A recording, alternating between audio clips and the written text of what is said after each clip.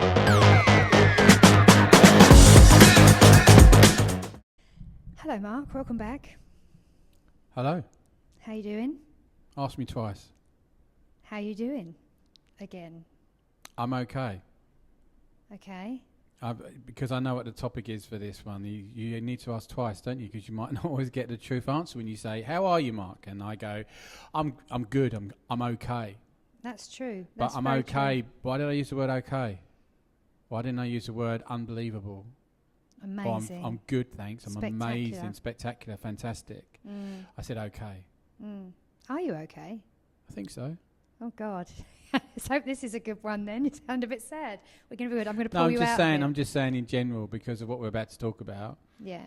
All about the environment. Yeah, it's a good place to start. Is just make sure that everyone is more than okay. Who's part of your life?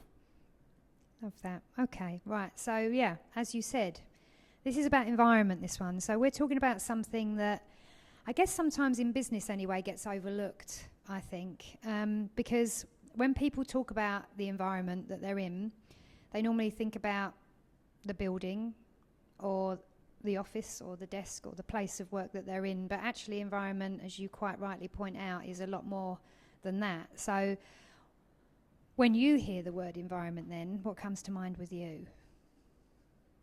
Lots. Okay, let's hear it. Is it physical or is it emotional? No, for me it's more emotional and structure rather than just the place.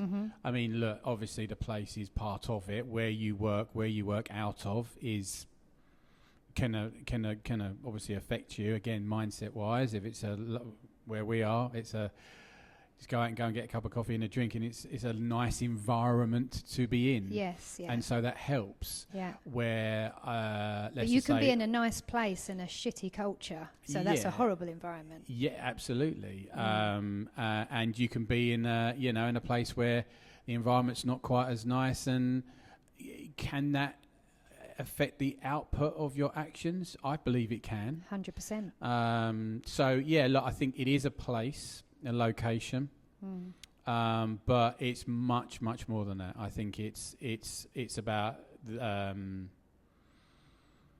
the structure of your environment in terms of the support network, family and friends around you. Yeah. Who are your top 5 people around you that support you? Yeah. Is it a support? Do people believe in what you're doing? Is there negativity around it? There's a lack of understanding about what you're doing. And then it comes into the structure of what do I do in my environment? Am I being affected by the people in my environment on a day-to-day basis? So yeah, it's quite a big topic, that actually, and when most people might not think it is, but I agree. It very much is. It really is. It really is, because as you say, I mean, the if we're going to talk about what makes a poor environment versus what makes a healthy environment, then that could be culture within that environment. Or how big your environment is.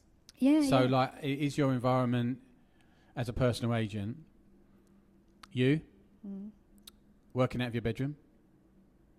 Or is it you working out of a customised home office room? Because there's a difference. There's a mindset to that, for sure. Is it you in your home, in your lounge, where people are coming into regular, that is distracting you? Is it noisy? All these things, the place can affect the environment, which can then impact your personal life. I agree. I think obviously the place definitely can, but I think the people as well that are around you can. It's the number one thing. Yeah, absolutely. So, I mean, I don't know if you've ever, I mean, I know I have, but have you ever found yourself thinking differently just because of who you're spending time with at that time in your life? Are you talking personal or are you talking business here? Both, right? Well, yeah. Obviously, unfortunately, at my age, there's then now a lot of life experience there. So yeah, both. A lot of life experience. Yeah, but I got a wrinkle. Just because someone's you look go 9. zoom in now and go, yes, there is. Look, I think if I just talk about business environments, I suppose. So before I started my own business, from the age of like 23 to 27, 27, I was in a really good environment for earning income and earning potential, and I worked my nut off. And very grateful for that opportunity, and you know, and did well financially out of it. But the structure of the environment, the way the business was managed, really impacted me on a day-to-day basis. I started really struggling. I think you have in that type of structure environment, you have a shelf life. Yeah. Depending on who you are, but you have a shelf life of how long you can take it for. So, for example, where I worked, they made me clock in and clock out in the morning.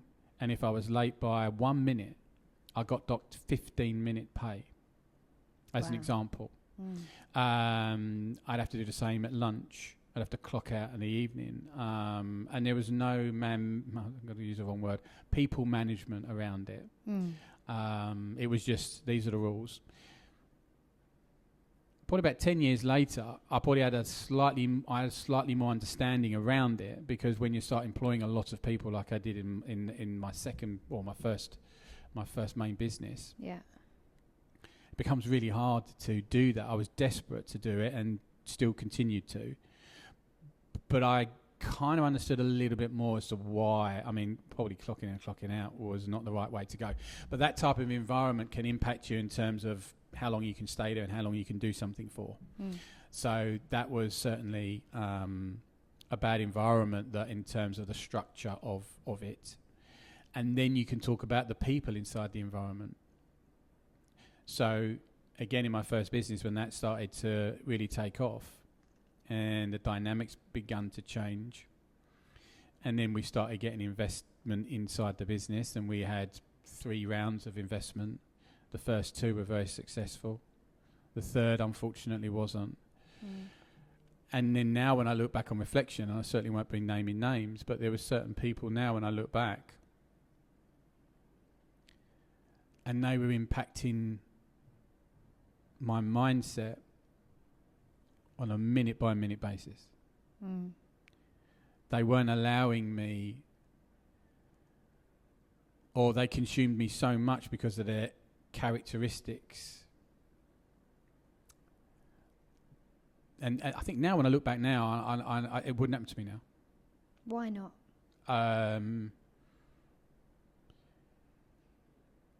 Weirdly, I was more fiery back then. But sometimes fiery can do the opposite, where you've got fire in your belly, but because of the fear over it, you stop being the person that you are. So if you're more calm and considered, which you definitely are now, which I definitely am now, since and only because of what happened, I wouldn't let that happen now, but in a controlled way. Like, I wouldn't fall out with someone, but this isn't working. Like, one of us needs to move on, and it's not me. Yeah. So it's a really nice way of saying, get out. Well, kind of. Or, you know, I appreciate what you've done, but go. It's the end. You know, type thing. So it wouldn't happen to me now. And you learn about it. And when you've got someone like that around you, whether it's one person or a group of people that aren't supportive, or they're supportive but they're affecting your ability to run the business, it's time for a change. And I think that's why the environment is so important, and why I could talk about this all day long, but you would get bored. I've seen it firsthand as how it can affect someone that was performing at a very, very high level, and bit by bit felt like the chunks were being taken out of him, to the point where, towards the end, I wasn't anywhere near the levels that I should have been. And that was purely from my environment, a collective environment, not necessarily where I was working from, because it was quite a nice environment. Yeah. But it was the people around me, the support around me, being able to make the decisions, be able to make long-term decisions and not things change just overnight. All those different things, and having someone to talk to, having someone to lean on, and who you trusted to give the or to ask for the help, knowing that they would ask you the tough questions. And certainly towards the end of that journey, I didn't have anyone. Wow. I mean, that's quite deep and meaningful. It is quite deep and meaningful, but I think an important conversation to have. But equally, environment can directly impact mindset, which will directly impact how you think, which will directly impact how you act, and then absolutely will impact the results that you get from it. So environment is like one of the biggest and most important topics to talk about. But equally, as much as an environment can have a negative impact, obviously you can have the opposite too. So have you ever walked away from a conversation feeling bigger than when you arrived? Has that ever happened to you, where you've gone into a conversation, you've met with somebody, or you've got into talking about something important, and you've walked away going, I feel inspired, I feel empowered, I feel like I can go and basically do anything right now? Has that ever happened? Can you elaborate on that? Have you got a story on that? Probably should have prepped you a bit for this, but just felt like the right time to ask. I think there's loads. I'm just trying to think of what one to kind of use. I think that there's loads of people that have inspired me. What would you say has had an environment that's had one of the biggest impacts on your life? In a positive way? Yeah. Being part of this business. Oh, it's me, isn't it? Just say it. You can. It's you, Claire. It's been one of them. It's been amazing to do that, and probably more importantly to see the development of what's happened, particularly the personal development, but I think the environment of what I'm in today, and it sounds cheesy, but it's there's not many people that you couldn't go to and ask for help inside the environment. I think the environment that we have and the culture that we have with the agents is amazing. I even know I could pick the phone up to some of our agents and they'd help if I needed it. Yeah. And I don't have a deep rooted association like you do with all of the agents, because my role is slightly different. But I know that they would have your back, and I know that they would probably have mine, like we would have theirs. So I think that environment is, you asked me the question, it's just even being in it now is, like sometimes when you've got, and I suppose everyone's going through this slightly differently, but there'll be a stage in everyone's life where it felt settled. Yeah. You felt calm about home, everything, like your family life. And I suppose we'll look back on when we get older, and you look back and you go, oh, between the ages of whatever, I was probably the most settled, the most calm, and no conflict and friction in my life. And I can say that even though my previous business, it was very successful, kind of changed the industry for a while. Not kind of, you did. For a while. And was just as stressful as what we're doing today. But I didn't have a support network around me. And I do today. And so whether or not I earn more money back then or more money today, I feel more settled today than what I ever felt previously. Yeah. Which is a big statement to make. Yeah. So that's how powerful an environment can be. Yeah. Just knowing in the back of your mind that your family's okay, everyone's healthy, you feel really good, don't you? Yeah. Yeah, of course. So if you have that feeling inside the network that you're part of, or your business association, whatever you want to call it, you've cracked it, haven't you? Mm. So if you have that feeling that you could pick the phone up if you're having a bad day, pick the phone up if you just had a dodgy call, to countless people, and know that A, they would take the call, B, they would stop doing whatever that they were doing that was important because I needed to talk to them. That's an unbelievable feeling. It is very hard to describe. And I suppose that's the best way I can say it. There's a calmness there and a warm, fuzzy feeling to be part of this type of business. Yeah. Yeah. Look, you've always been like a really big... You're my problem solver, right? I'm everyone's problem solver. I know you are. But I know that if there's something I stumble across that either I can't be bothered to think through myself, or I can't come up with the solution. I bring it to you, you go away, you solve the problem, you bring it back, and we carry on, right? That's who you are. You are the biggest...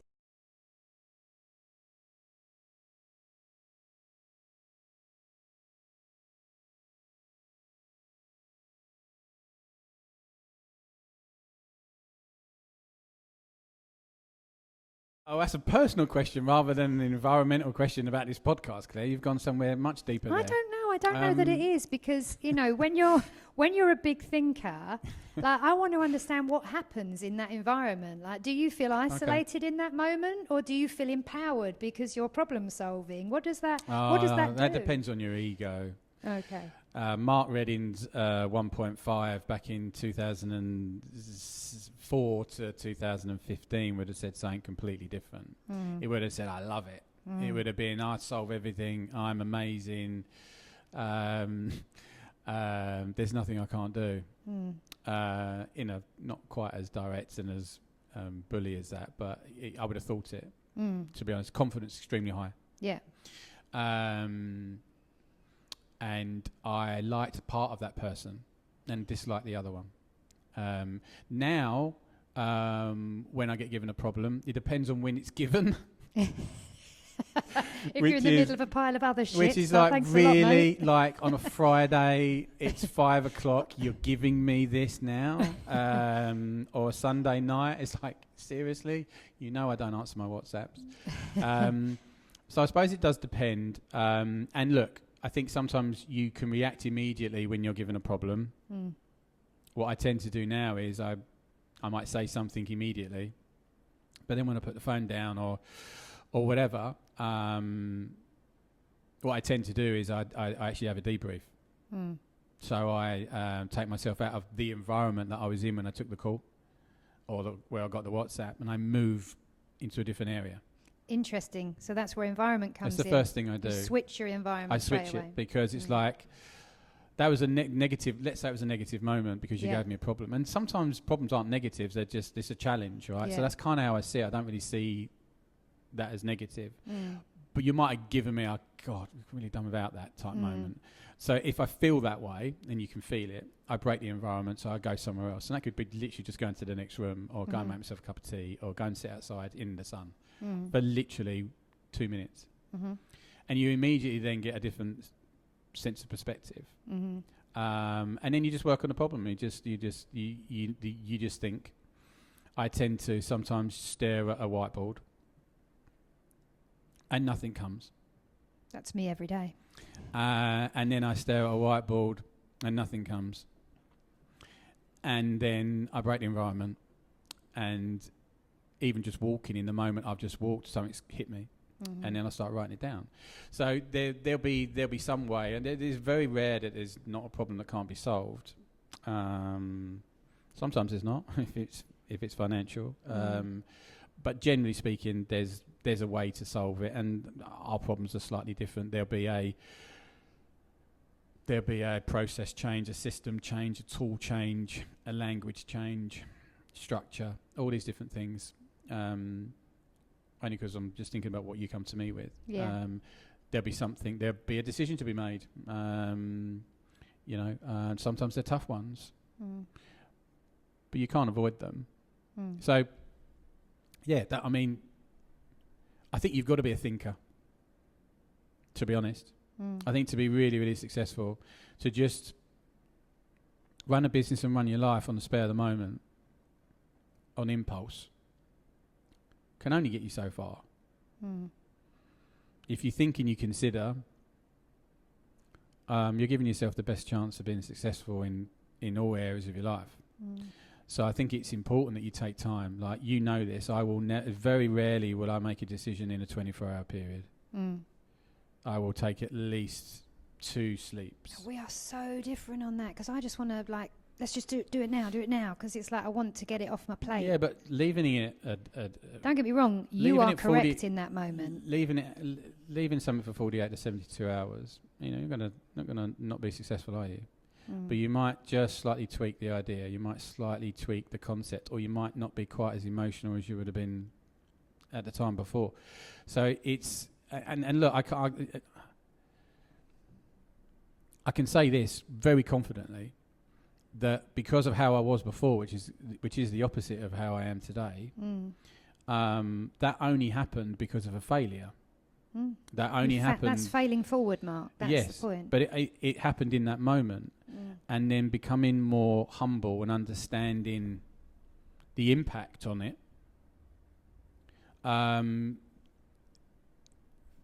That's when the failure becomes a positive, because you make a change.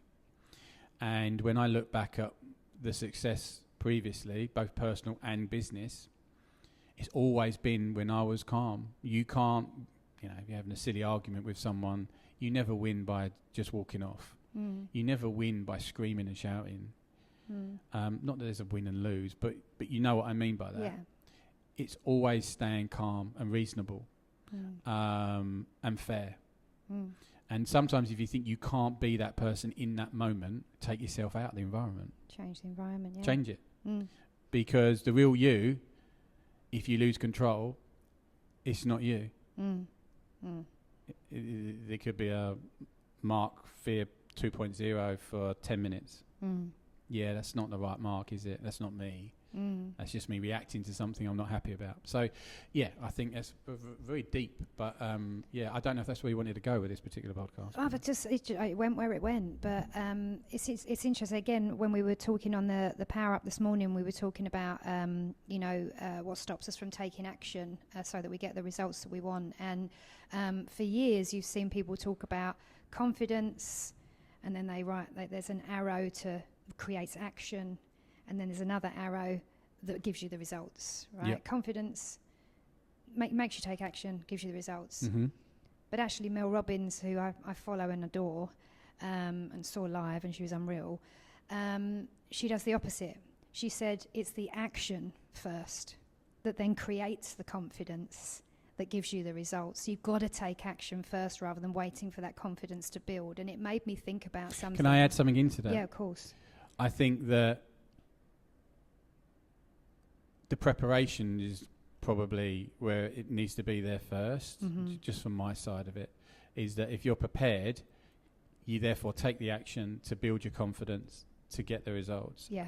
If you're not prepared, you can try the action, but you won't deliver at the rate that you could have if you were more prepared. So I would just put that in there as well. I'm not going against someone like Mary Robbins. She's far more skilled than me. But just for just a little bit of clarity around that, because that could be a summary view. Yeah. I think everyone should be prepared for what they're about to do. If you're about to make a phone call to someone, if you're not prepared about what you're going to say and how you're going to say it, absolutely, then the action you're about to do is not going to give you the result anyway, even if you're confident. Well, actually, the confidence will help. Yeah. But it's not going to give you the ultimate result. No, fair point and well made. But on that confidence piece, and, talking to new agents, being around, legendary agents and the mix of great, amazing people that we have inside this business, it really made me think about how much confidence is actually borrowed from the people around you. Sure. And that's how I see environment.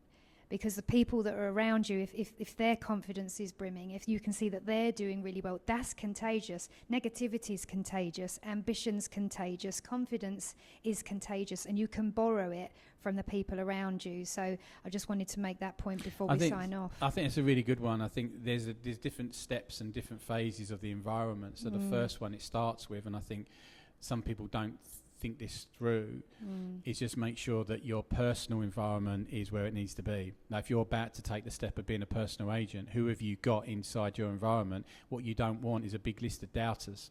You know, when I started my first business, in all honesty, I think there was a lot of people doubting that we were going to be able to make it work. And we knew that. And look, it gave us a bit of a kick up the backside to say we're going to prove everyone wrong, but it still wasn't great to know there was quite a lot of doubters out there. Where if you've got people who've got your back and are just they're going to pick you up, so when you're having a bad day, because you're going to have that as a personal agent, you need your environment to be able to help you personally. So it starts there first of all. Make sure you've got the right people around you personally to be able to help you build this business. The second is environment inside. Are you doing this by yourself? If you are, who's your mentor? Are you employing a coach? You know, who are you using to be your accountability partner? If you're inside a network, a brokerage, whatever you want to call it, what's the culture like? What are the people like? What connections can I make quickly to build that? To then again help you in terms of, I need some help. I need some assistance. Who's prepared to give me that?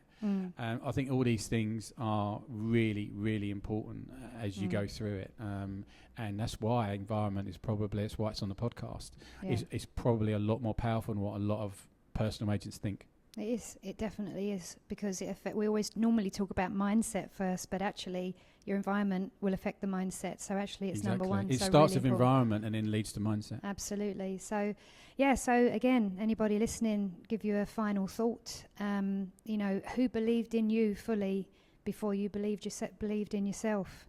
Think about that, because that's really what environment is at its best. It's not a place, but it's the people who help you to see I'd probably try and score my environment in those three different things. So personally, the people you've got around you, how supportive are they for what you're doing today? Because if they're not supportive or they don't believe in what you're doing, that's going to be challenging. It's not to say you take them out of your life, but what you do is you get some other people around you as well. Then rate the environment of where you're actually working physically. You know, what environment is it? Like, am I going to be distracted? Like, I need to make sure that I'm focused.